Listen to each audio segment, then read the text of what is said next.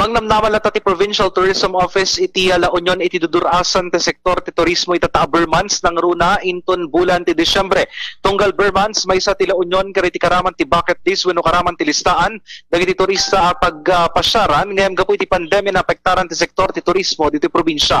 Iti interview ti Bombo Radio kini Mr. Art Cortez, Provincial Tourism Officer ita Bermans namnaman ti provincial when naman tinadakamat ng opisina, itagtultuloy ang panaglukat iti tourism industry. Ngamnuan pa'y kasakit tartarigagayan ti provincial government, a protektaran latar iti turista ken dagiti tourism workers kontra COVID-19. Baban na tagtultuloy ang vaccination program iti provincial government of La Union para iti tourism workers ket nakalatulong daytoy para iti proteksyon da.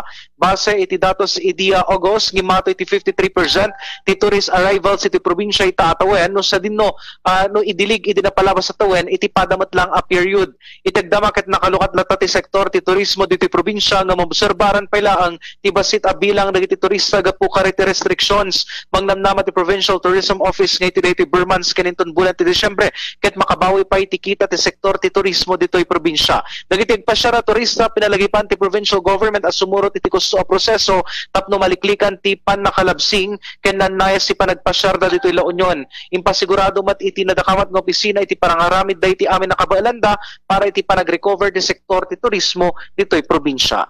Bombo John Martin para sa Pambansang Radyo ng Pilipinas, consistent #1 sa La Union, Basta Radyo. Bombo!